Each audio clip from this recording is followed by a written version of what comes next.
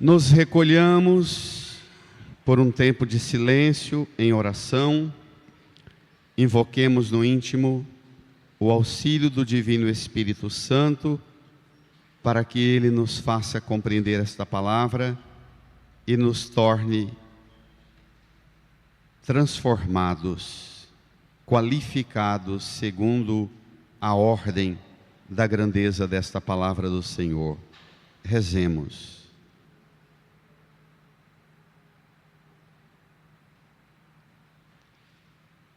Amém. Irmãs e irmãos, caminhamos com Jesus, conduzidos pelo Evangelho de Marcos. Hoje tomamos esse texto no seu folheto aí, o número 11. Marcos capítulo 8, versos 27 a 35. Jesus está numa etapa importante que, para continuar, requer uma parada de avaliação. Não dá para continuar as atividades sem uma revisão. E a revisão passa pela compreensão das coisas. Vamos lá?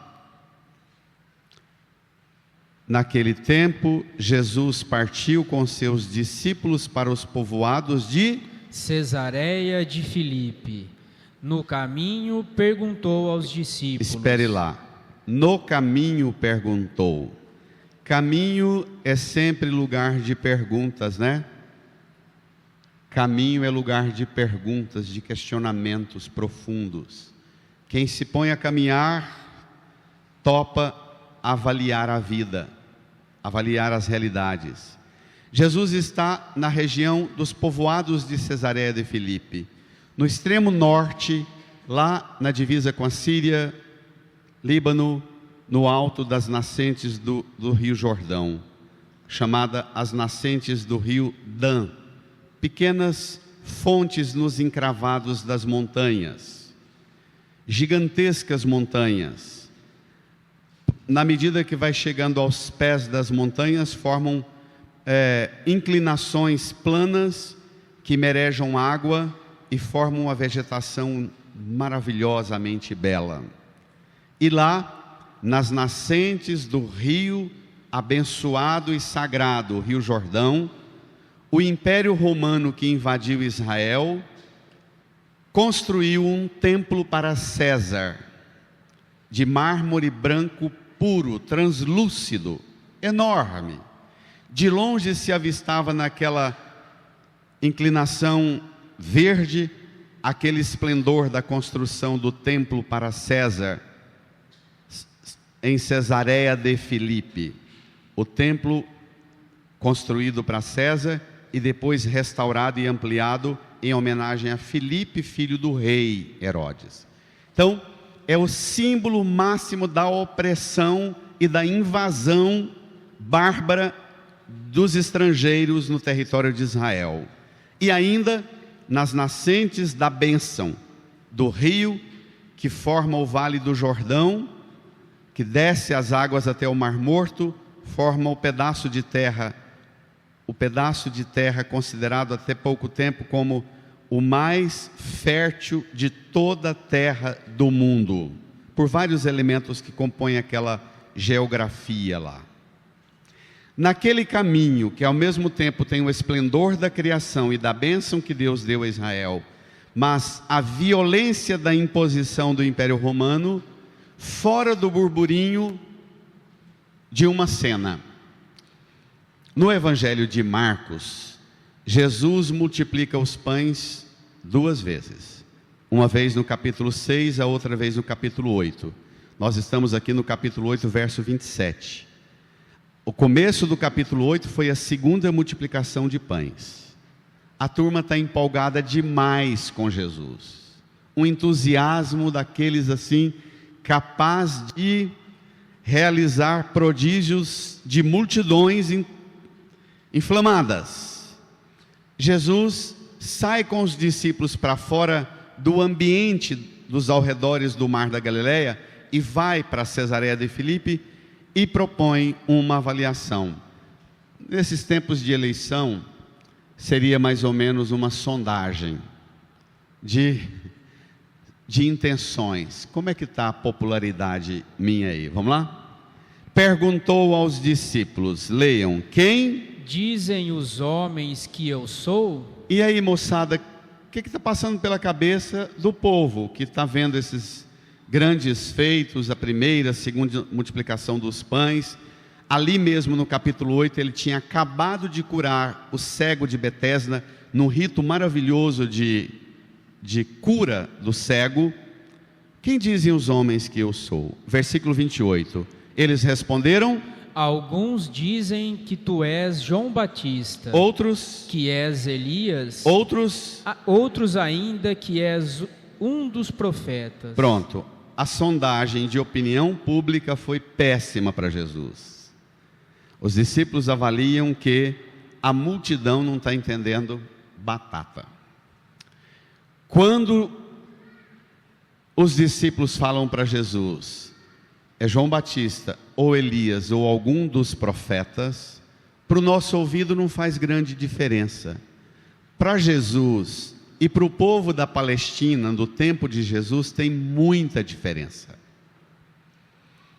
Na história de Israel, ao longo das grandes e violentas invasões e ameaças que Israel viveu, por parte da Síria, da Babilônia, dos persas, dos gregos e o Império Romano, ao longo da história, o povo começou a ser conduzido pela esperança chamada esperança profética. Isaías 61 diz que Deus vai mandar um Salvador prometido a seu povo. Também segundo Samuel 7, 12 e 16. Deus fará uma intervenção e mandará o seu escolhido. Chamavam esse prometido de o Messias, o Cristós. E a vinda dele seria tão definitiva, tão importante, tão extraordinariamente grande, que era para o povo ficar atento, porque antes da chegada do Messias, Deus mandaria um profeta poderoso, diferente de todos os profetas, para preparar o caminho à chegada do Messias. Pronto.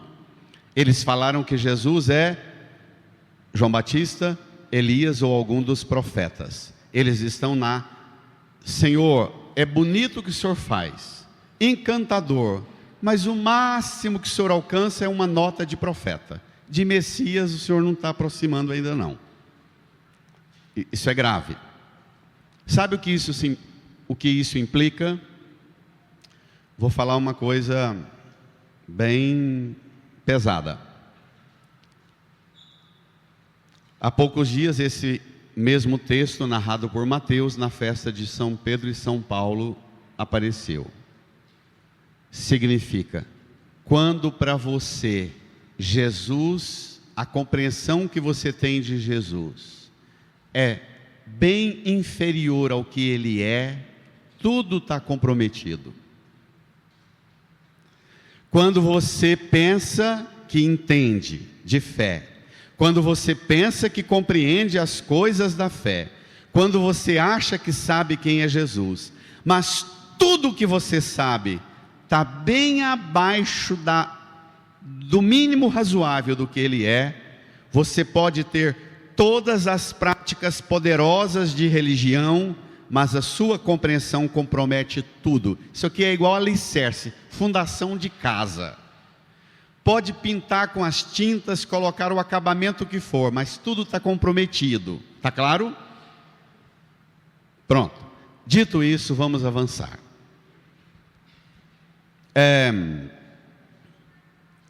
Então, versículo 29. Ele perguntou, bradem: e vós, quem dizeis que eu sou? Pronto, essa segunda pergunta de Jesus é uma parada na viagem para avaliar.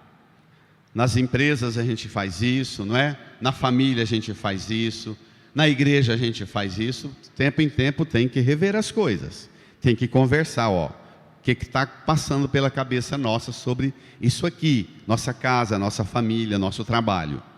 Senão não avança. Jesus pergunta: lá fora está uma confusão danada, e aqui dentro, qual é a compreensão que vocês têm sobre mim? Para você, quem eu sou? Imagine Jesus te fazendo essa pergunta e dando a você a palavra. O que é que você responderia? Em que consiste a qualidade dessa resposta? Vamos ver? Pedro respondeu, bradem: Tu és o Messias. Tu és o Messias. A resposta está certa, 100%. O Messias. Não tem nenhum preparador do caminho, não. O Senhor é o Messias. Dito isso, da parte de Pedro, o que ele fala com os lábios, prepare-se. O que Pedro fala com os lábios não corresponde ao que Pedro tem na mente e no coração. O problema vai aparecer agora. Uma coisa é o que eu falo sobre Deus, a outra coisa é o que eu entendo e sinto sobre Deus. Pedro responde certo. E Jesus tem uma reação curiosa. Versículo 30. Jesus, leiam. Proibiu-lhe severamente de falar a alguém a seu respeito. Não mexam nesse assunto com ninguém. Eu estou guardando para vocês este segredo. Vocês estão proibidos de contar a alguém que eu sou o Messias. O que significa isso? Porque tem um outro problema. Uma questão é dizer que Jesus é o Messias, mas uma outra questão, na filosofia a gente chama de uma questão epistemológica, uma questão que vai à raiz mais profunda do domínio do conceito. Para você eu sou o Messias, Pedro, mas que tipo de Messias você pensa que sou? Porque se você ler o Antigo Testamento, você não encontrará menos de uns 20 modos que o Antigo Testamento de pintar e idealizar esse Messias. Tem os escritores que idealizaram que o Messias que viria seria um modelo de um anjo puro e perfeito. Outros descrevem o Messias como um valente guerreiro. Outros pensam que o Messias vai ser um juiz, justiceiro e vingador. Outros pintam-no como um senhor dos exércitos. Outros idealizam o Messias como um sacerdote de um culto puríssimo e limpo no templo, e através do culto vai purificar todo mundo. Então, tem muitas idealizações de Messias no Antigo Testamento. Pedro respondeu: tu és o Messias. Mas, para Pedro, que tipo de Messias? É aí que Jesus proíbe. E ao proibir, ele abre o segredo e conta que tipo de Messias ele é, que vai causar um estrago na opinião. Se já estava baixa a pesquisa, a sondagem de opinião sobre Jesus, agora vai. Vamos lá? Depois de proibir, versículo 31, em seguida começou a ensiná-los que tipo de Messias ele é. Vai. Dizendo que o Filho do Homem devia sofrer muito, ser rejeitado pelos anciãos, pelos sumos sacerdotes e doutores da lei. Devia ser morto e ressuscitar depois de 3 dias. Este é o conteúdo do ensino de Jesus. E este é o conteúdo do ensino da igreja. Se você tiver tempo para falar sobre Jesus, só uma coisa que seja essa: Jesus é aquele que sofreu, foi rejeitado, foi morto e ressuscitou. Jesus conta que ele é um tipo de Messias que parece parece não, certeza, não está no plano das expectativas dos discípulos, que ele é um Messias que sofre, que é rejeitado, que morre e vai ressuscitar. E conta quem é que vai fazer isso. Descreve os anciãos, os sumos sacerdotes e os doutores da lei. Esse grupo é chamado de o Sinédrio, composto por 71 homens, varões. Estes homens, eles tinham características muito específicas.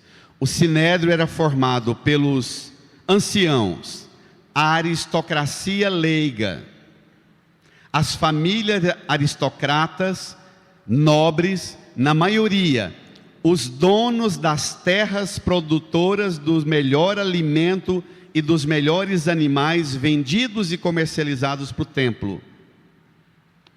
Eram os anciãos. Os sumos sacerdotes havia, dependendo do grupo de estudiosos, vão dizer de 8 a 10 grandes famílias tradicionais em Israel, e dessas famílias se tirava um que chamava de sumo sacerdote, que representava aquela família.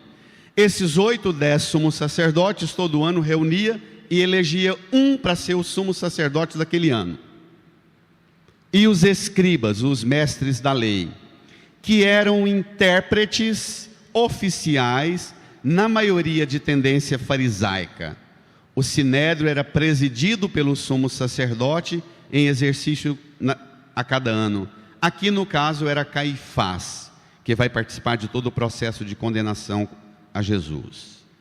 O Sinédrio era uma instituição de governo do povo de Israel, um governo muito mais afetivo e religioso do que político, porque Israel estava invadido pelo Império Romano, era César o imperador e o rei Herodes. Então a representatividade política o povo não tinha própria. Esse Sinédrio era para resolver os problemas das encrencas entre as famílias, das brigas de vizinho, alguma divisão de terra, água, os animais, os conflitos entre os clãs e tribos normais em todos os povos. Jesus diz que essa única instituição de caráter religioso e de tradição sólida de Israel vai ser exatamente ela que vai tramar seu sofrimento, sua rejeição e sua morte. Pronto, isso escandaliza profundamente os discípulos, duplamente, porque desmoraliza a única instituição representativa e, o pior, fala que Jesus fala que ele vai morrer. Aqui está indicado no texto que se trata de um processo de condenação à morte de cruz. Os livros da sabedoria do Antigo Testamento fala que maldito todo aquele que morrer dependurado no lenho. É a maldição mais violenta do Antigo Testamento, é morrer pregado na cruz. Jesus anuncia que ele é Messias, mas é um tipo de Messias absolutamente estranho ao que estava aqui na mente dos discípulos, ao que estava aqui. É por isso que vem a reação agora, vamos lá? Ao que Jesus ensina, a surpresa da rejeição da parte dos discípulos. Ele dizia isso abertamente, versículo 32, diferente do versículo 30 que diz: Jesus proibiu-lhe severamente de contar que ele é o Messias. Agora ele diz que tipo de Messias que ele é, mas isso ele diz abertamente. Ao dizer isso abertamente, 32, leiam. Então Pedro tomou Jesus à parte e começou a repreendê-lo. Jesus voltou-se, olhou para os discípulos e repreendeu a Pedro, dizendo: Brada, igreja. Vai para longe de mim, Satanás. Tu não pensas como Deus, e sim como os homens. Um dos nomes do demônio na Bíblia é Diabolos. Diabolos, de dois, laos, palavra. homem de duas palavras. Você professou agora que eu sou o Messias, mas agora você está me repreendendo, dizendo que eu não posso morrer na cruz. Você é um homem de dupla palavra. Vai para longe de mim, Satanás.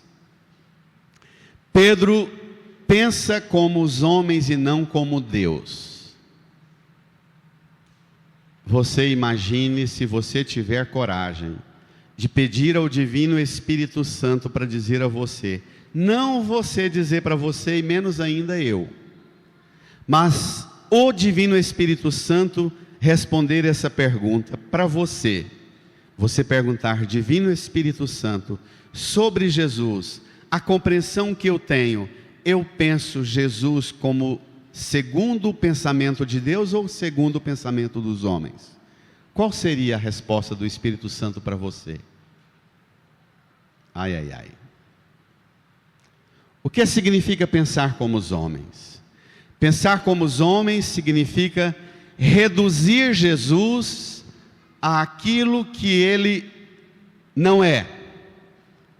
Eles querem, vou repetir, Jesus acabou de realizar a segunda multiplicação de pães.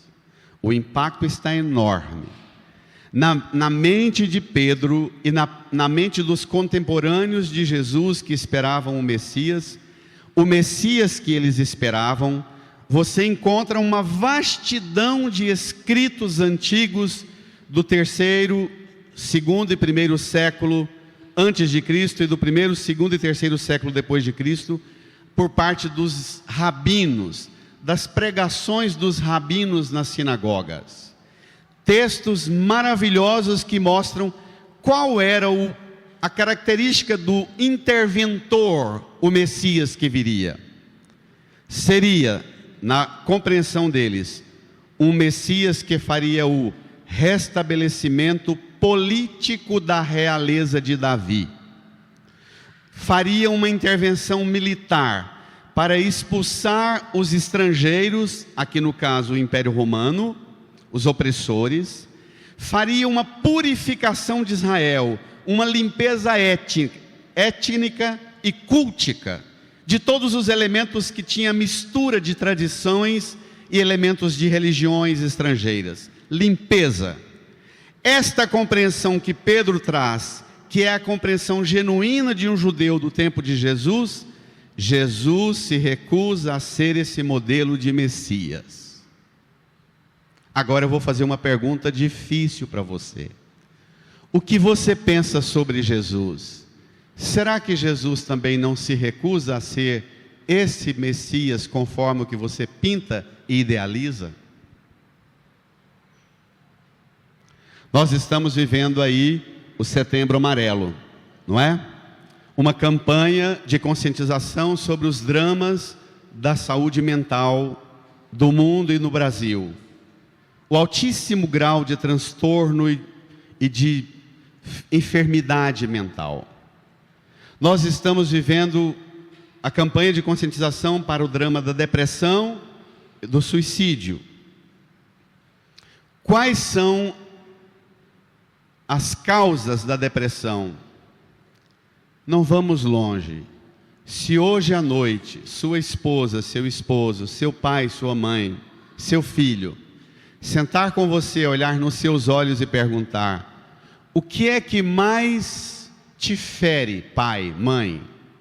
O que é que mais chateia você e marca você profundamente na sua vida e na sua história?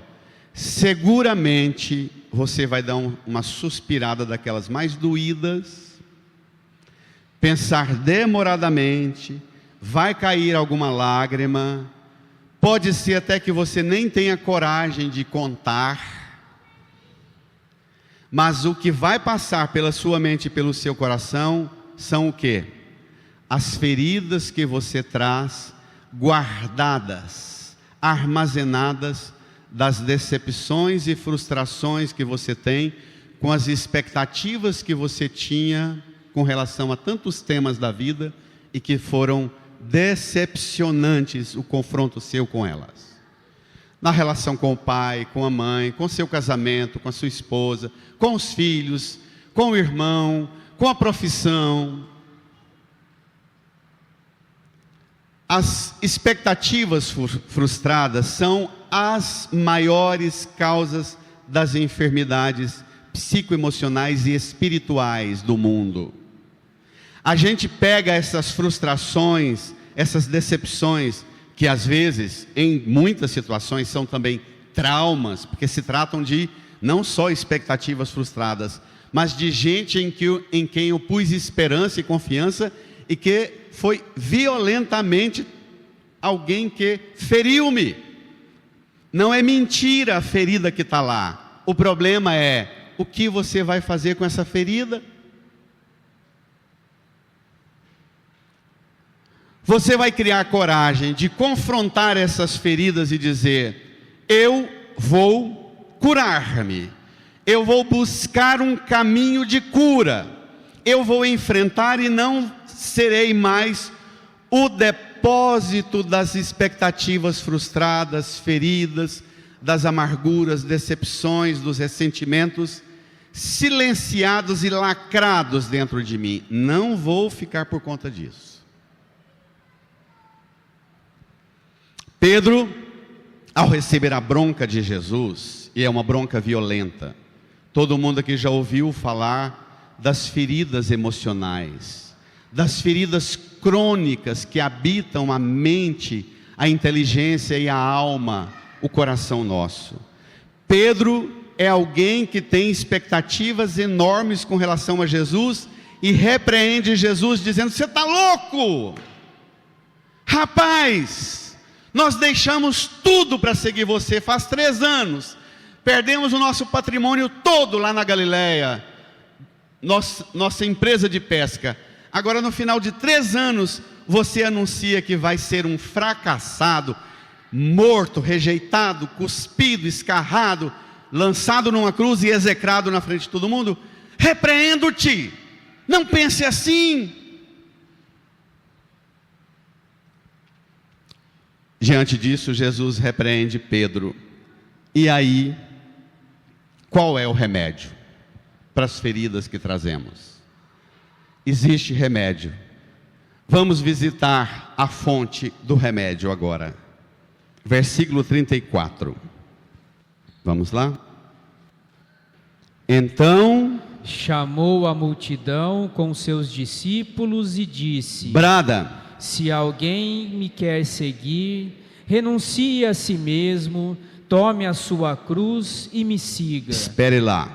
Jesus vai à raiz da bronca, da decepção e da frustração de Pedro. Eu sou profundamente impactado pelas representações de Pedro na noite da traição e da prisão de Jesus, sozinho no jardim, escutando o galo cantar. Doído demais aquela cena, não é? Pedro é um ferido, que aqui ainda não está curado. Na noite da prisão de Jesus, vai negar Jesus por 3 vezes, vai ouvir o canto do galo e vai dizer: neguei, neguei, neguei. Aquilo que ele queria que Jesus não negasse a ele, agora ele mesmo nega. Porque esta é a realidade humana, essa é a condição da existência nossa, essa fragilidade. Jesus diz assim: Pedro, o resto dos discípulos, vamos retomar nossa conversa a partir de agora. Não sei se vocês se lembram, há 4, 5 domingos atrás, no Evangelho de João, era a mesma narrativa depois da multiplicação de pães. O povo começava a murmurar dizendo: essa palavra é dura, quem consegue escutá-la? Lembra? E a partir daquele momento, alguns discípulos voltaram atrás e não seguiam mais Jesus pelo caminho. Lembra disso? E Jesus se volta para os apóstolos e diz: e vós também quereis ir embora? Lembra? Essa descrição que Marcos faz corresponde àquela de João, a mesma coisa. Jesus se volta para os discípulos e faz a mesma pergunta. Olha, é uma outra formulação, mas é a mesma cena. Jesus diz assim: moçada, eu não vou desistir do meu caminho, da minha missão, não. Se tem alguém aqui que se interessa pelo projeto que eu apresentei, a partir de agora, terá que fazer um exercício. Minha gente, é assustador. Vamos pegar parte por parte? Olha o que Jesus fala: se alguém me quer seguir, renuncie a si mesmo, tome a sua cruz e me siga. Jesus não fala como falou a primeira vez a Pedro na beira do mar da Galileia: segue-me, lembra? Jesus diz: antes de seguir-me, você precisa visitar uma fonte, precisa visitar a reserva, descer na reserva mais profunda do seu querer. Uma pessoa com ferida na alma, a depressão muitas vezes, quando ela não tem uma causa mais grave, crônica, do ponto de vista estrutural do organismo, que precisa de processos e tratamentos mais complexos mesmo, de química, não é? Mas uma das causas possíveis da cura da depressão é ajudar a pessoa com depressão a acessar o querer mais profundo que ela perdeu no meio das mágoas, ressentimentos, frustrações, entrar, descer e encontrar lá na profundidade do ser dela o querer viver.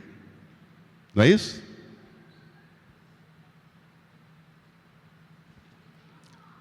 Pode ser um querer do tamanho de um grãozinho de mostarda, mas se você achar esse querer, você atravessa oceanos, desertos, você atravessa o vale da morte, não teme. Para você continuar seguindo Jesus a partir de hoje, antes de ir para a igreja, e mesmo indo para a igreja, que seja para visitar a fonte do seu querer. O insucesso, o fracasso, as decepções, as amarguras na sua relação com você mesma, com você mesmo, com a família, com o trabalho, com a profissão, com os afetos, com as emoções, com as coisas materiais, depende do que habita nas entranhas mais profundas do seu ser e funda o seu querer. Entre nesse querer, pegue a luzinha mínima que tiver lá, saia, erga-se, se alguém me quer seguir. Depois de achar essa luz, primeiro, depois de encontrar o querer, primeira coisa a ser feita, renuncie a si mesmo. Põe seu ego, seu umbigo ferido para lá. Tire as suas feridas, seus traumas, suas ambições, suas ordens e desordens, empurra para lá. Tira você do centro. Empurre para lá. Renuncie a si.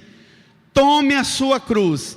Abrace esse querer mais profundo que funda a identidade mais genuína que dá sentido para a sua vida. Tome a sua cruz e aí sim me siga. Mas não vem com essa de me seguir para conseguir coisas, não.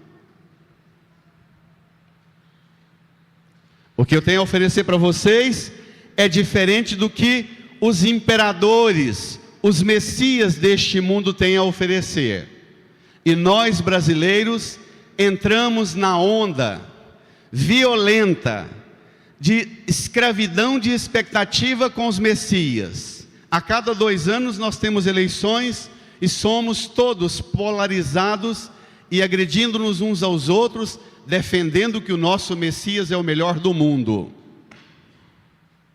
E passa pouco tempo, os nossos Messias, um por um, em pouco tempo, eles e os amigos deles são todos ocupantes das páginas do crime organizado, da corrupção, da mentira, da desonestidade, mas nós idealizamos. Todos os Messias, de direita e de esquerda, trazem esta ferrugem da corrupção.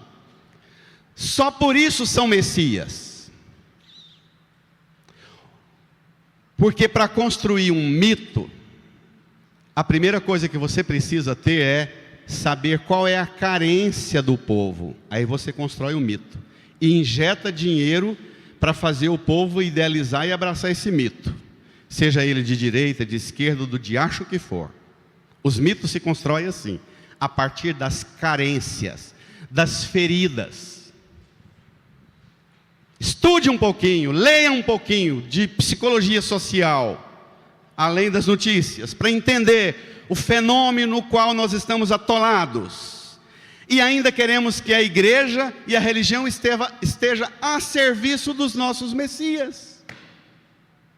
O padre só presta se ele for do lado do meu Messias. Essa turma está toda do lado de Satanás. É Jesus que falou, não sou eu não, tá?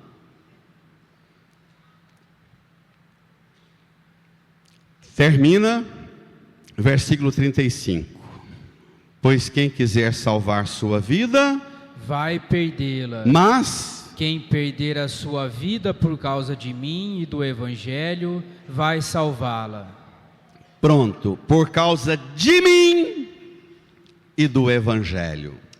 Mudou a causa fundante, mudou o fundamento, mudou a fonte do querer. O seu querer qual é? A minha causa é causa de Jesus e do Evangelho. Mudou o fundamento, mudou o alicerce da casa. Entendeu, gente? Entendeu? Não vai embora enquanto não entender isso. Passe a noite em oração na igreja, mas não continue seguindo Jesus sem esclarecer isso. Isso é sério. Isso decide o resto. Para seguir Jesus, você precisa ter uma liberdade tão extraordinariamente decidida, tão bem fundada, por causa de mim. Ele é minha causa, e do Evangelho, a boa nova a toda criatura. O Evangelho é uma realidade tão bela, tão bela, tão bela, que o Evangelho é como o amor da adolescência, é aquele afeto do perder-se nesse amor, é uma aventura de amor. Brada, reage, vai, Palma para Jesus, vai, palma para o Senhor, palma para Jesus, palma para o Senhor. Os discípulos, só depois da morte e ressurreição de Jesus, vão começar a entender, dizer: ah, ele falou e a gente não entendeu. Ah. Às vezes a gente tem que caminhar 200 quilômetros, 300, 1000 quilômetros, a vida inteira, 50, 70, 80, 100 anos, para dizer: nó, ele falou, ele não me enganou. Agora, eu proponho a você visitar, acessar, com a força do Evangelho, permitir que Jesus tome você pela mão e você desça, para entrar no querer mais profundo de sua alma e ver se ele combina com Jesus e o Evangelho. Se não, peça para ele transformar isso em lixo e queimá-lo no fogo do Espírito Santo. Amém? Amém. Não tenha medo. Incline a sua cabeça.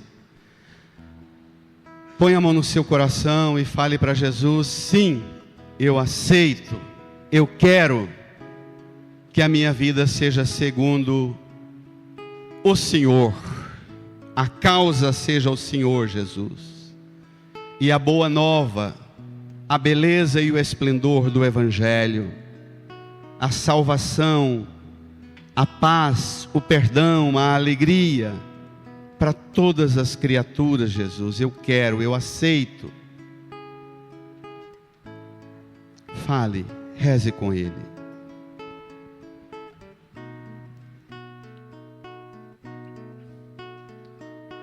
Vem, vem, vem, Espírito Santo, transforma minha vida.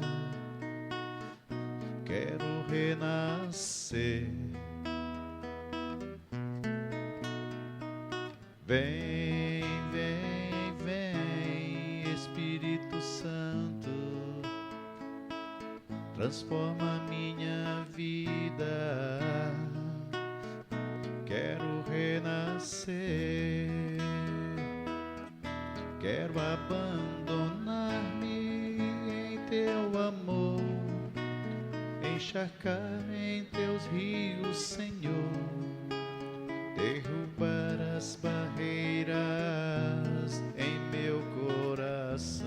Quero abandonar-me, quero abandonar-me em teu amor, encharcar em teus rios, Senhor, derrubar as barreiras em meu coração. mais suave, vem, Vem, vem, vem, Espírito Santo, transforma minha vida. Quero renascer, vem, vem, vem, vem, Espírito Santo, transforma minha vida. Quero renascer, quero abandonar. Quero abandonar-me em teu amor, encharcar em teus rios, Senhor, derrubar as barreiras em meu coração. Fiquemos de pé. Quero abandonar-me. Quero abandonar-me em teu amor, encharcar em teus rios. Deixe o folheto no banco, estenda as mãos para a cruz de Jesus e com toda confiança fale com Jesus: Senhor, eu renovo a minha fé. Tu és o Messias, mas não o Messias que eu desejo, que eu idealizo, mas o Messias, segundo o coração de Deus, segundo o seu amor, Jesus. Sim, esse Messias, que o Senhor é, no sofrimento da cruz, na morte e na ressurreição, o verdadeiro Messias, que vence todo o mal, que tira o pecado do mundo. Eu professo, eu aceito como meu Senhor, meu verdadeiro Deus, Jesus, o Pai e o Espírito Santo. Eu renovo a alegria da minha fé, a fonte da minha fé, o Senhor Jesus. Põe a mão no seu coração. Faça uma oração de louvor, de agradecimento a Jesus por dar a você a graça de renovar a aliança com Ele no seguimento, nos passos dEle, na renúncia de si, abraçar sua cruz, sua missão e ir com Ele até as últimas consequências. Agradeça a Jesus, louve a Jesus. Obrigado, Senhor. Te glorificamos, te louvamos por toda bênção, por toda graça nessa noite. Obrigado, Senhor. E dirija quem está do seu lado, dê um abraço carinhoso e deseja a paz de Jesus. Saudai-vos. Na paz vejo manifestar o poder da criação, os teus lábios manifestar o sorriso de um irmão. Toda vez que eu te abraço e aperto a tua mão, sinto o forte poder do amor dentro do meu coração. Quero te dar a paz